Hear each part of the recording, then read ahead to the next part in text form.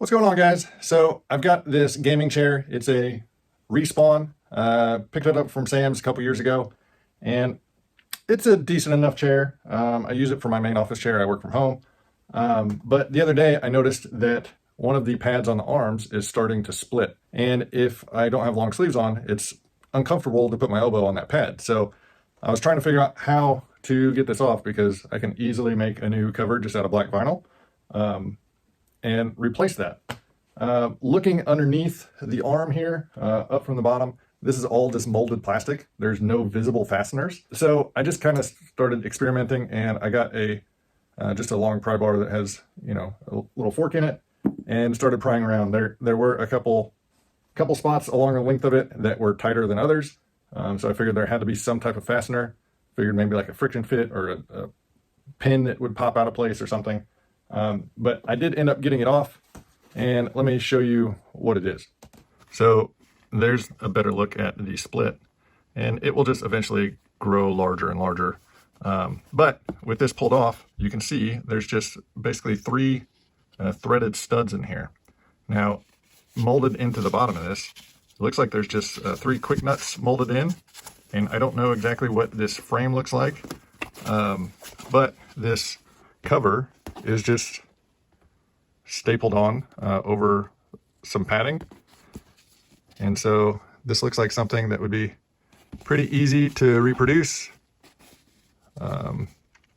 Basically just one strip around the outside that is sewn to a top panel. And so I will lose my two-tone color because I just have black vinyl here, but no big deal. So I'm going to get the staples pulled out of this cover, use this to make a pattern, and then just remake this. And I'll probably do it for both sides, or nobody's ever down in my office. I'm not live streaming from this thing. Nobody's going to see it. So other than you fine folks. Okay, with the staples pulled out, this came off.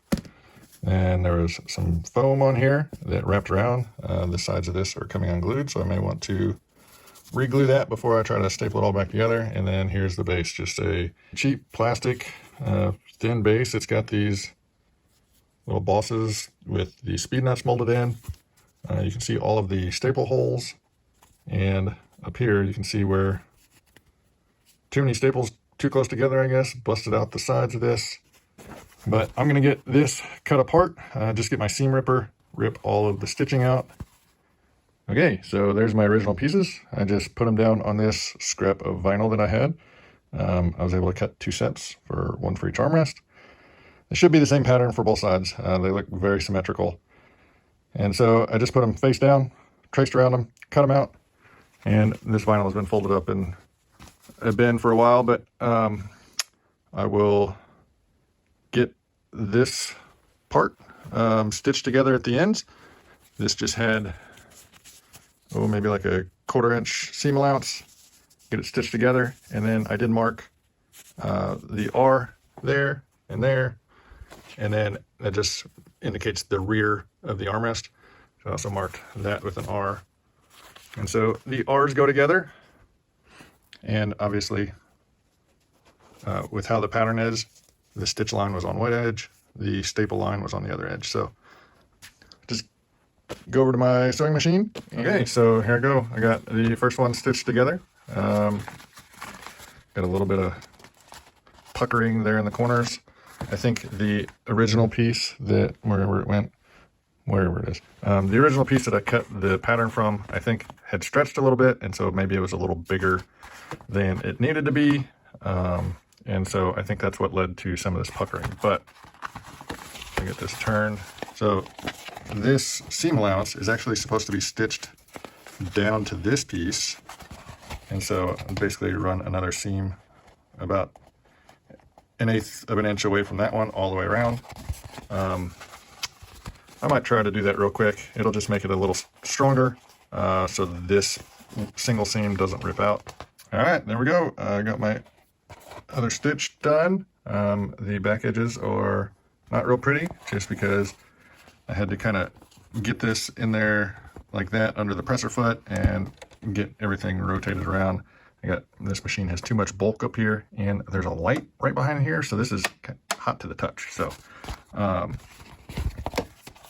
And then on the front edge, there's like one little point. That's unfortunate, but it is what it is. So now this is ready to get back on the arm piece, the cushion, and staple it down tight, and we should be all good to go. One thing to note, if you guys are sewing vinyl or kind of a fabric that got a little grip to it, a lot of times it is necessary to use a walking foot. So this is the walking foot for a singer, but basically this black piece here will mount onto the arm in place of this little piece. You unscrew that and put this on there, and then this top thing goes around your needle clamp. And so as you sew, this foot will kind of walk along and push the fabric along with it. Otherwise, you're just waiting, you're relying on those bottom dogs to move it.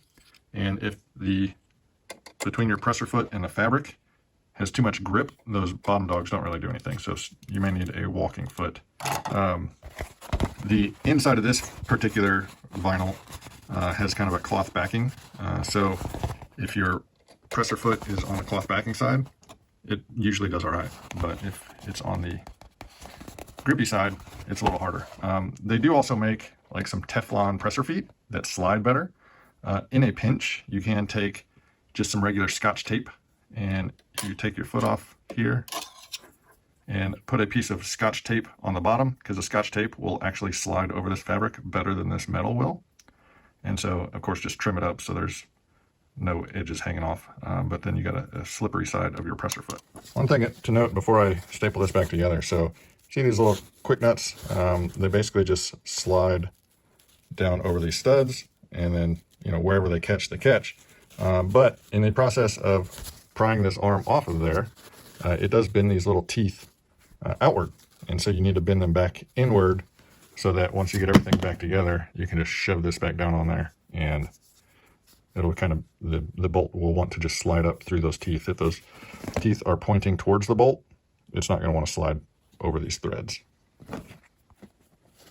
There we go. Foam back in place, stretched over, and now just to staple. Okay, so all stapled up.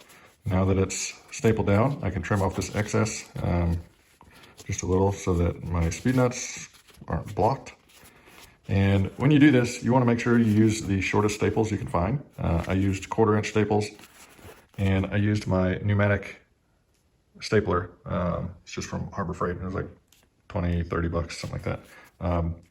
As you can see, this fabric matches this fabric. So I've used the same vinyl to recover a motorcycle seat, similar to that. And so I've definitely got my money's worth out of that. Okay, back in place. Seams aren't the straightest. Obviously doesn't match the other arm, but it's not gonna cut up my elbow anymore. I need to get the other pieces I cut out stitched together. I'm gonna go ahead and pry this one off and do the same thing over the next coming days. If you've got some simple sewing skills, a pretty basic sewing machine, and a few tools, you can make repairs like this. It doesn't have to be an arm. Like I showed you out in my shop stool, which is just an old office chair. I redid the seat because it was fabric and it was out in my shop and getting dirty and oily and whatever. So I just used some of this vinyl. One thing when you're buying vinyl, there is 2-way stretch and 4-way stretch vinyl. So this stuff I have here, if you pull it in one direction, it'll stretch. And if you pull it in the perpendicular direction, it will not stretch. So this is just 2-way stretch. 4-way stretch vinyl is way easier to work with, especially for stretching over, for doing upholstery type stuff where you have to stretch it tight. The 4-way stretch is way easier to work with. It is also a little more expensive. I think this particular vinyl that I got, I picked up from the fabric section at Walmart. It comes and it's folded and rolled on. It's cheaper grade vinyl. If you go to a fabric store, Joann's, Michael's, whatever, you can probably get some better quality vinyl, but it's going to be more expensive. I think this stuff was around $6 a yard, and some of the other higher quality can be $15 to $30 per yard. For a simple project like this, a 1/4 yard would probably be plenty. You saw the scrap that I had, it wasn't very large. So depending on your project, you may not need much, but 4-way stretch is easier to work with. If you have any other questions or comments, definitely leave them down below. If you like what I do, give me a thumbs up, hit that subscribe button, and until next time, we'll see you later.